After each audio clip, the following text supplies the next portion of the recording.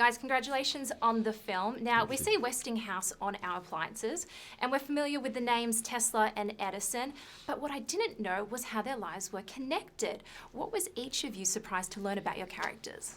I mean, I didn't know much about Westinghouse at all because he's such a enigmatic figure, even though his name's everywhere. He seemed like a very benevolent, kind, caring industrialist, which is those are not two things you imagine in the same sentence very often. There wasn't very much written about Mary, so I suppose the things that surprised me were things that I learnt about these two men, and especially the kind of war between them. The revelation around the electric chair I found really shocking. Pretty much all of it, because I shamefully didn't know that much about Edison. I knew his name in sort of contact with the electric light, with the incandescent bulb, but I didn't know about the phonograph. But where this story goes and how desperate he becomes in that moment of his life, for reasons that are hopefully humanized in our version, it did shock me how dirty the campaign got, the lengths he was to go to try and discredit AC as being lethal. Eventually through, like Tuppence says, building and designing an electric chair to promote that fear. It's really horrible. What were you surprised to find out when you read the screenplay, and what made you want to direct this movie? It wasn't because I wanted to make a movie about electricity.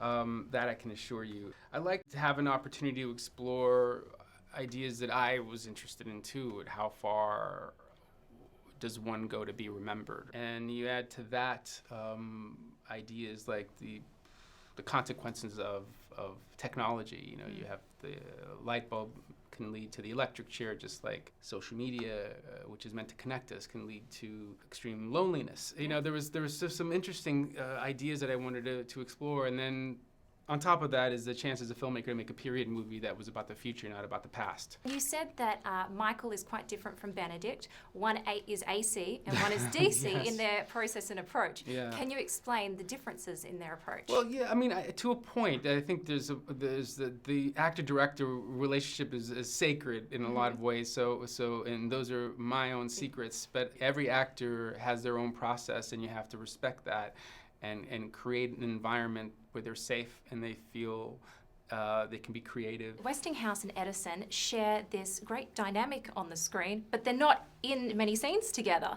One scene that I found quite interesting was the scene where they did meet at the end and they talk about fences. And Westinghouse says something along the lines of, why have a fence when you can share? So what does this tell us about Westinghouse and Edison? Well, I think the irony of the whole situation is Westinghouse was never looking to get in a fight with anybody. For him, it's just about ideas. What's the best idea? What's the most helpful idea? And how can I make it a reality? I think he really admired Edison and wanted to have a relationship with him. So he was kind of astonished that wasn't in the cards. Edison should have accepted Westinghouse's invitation at the beginning of the film, and maybe we'd be in a better place right now. Edison thought of him as just another financier, another titan of industry, and he had enough of those. Where it was a genuine invitation from one great mind to another to share ideas. I doubt that Edison regrets it. If he does, he'd never admit it.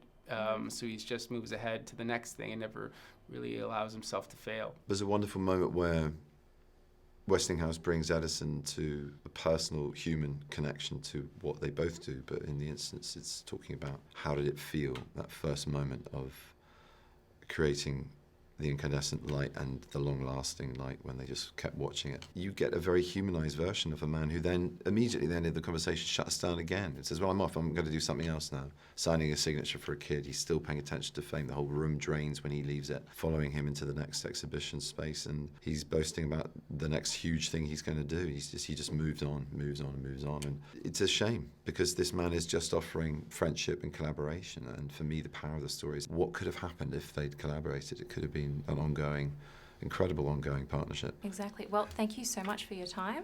Really appreciate it. Great movie. I think everyone needs to see it. Great, thank you.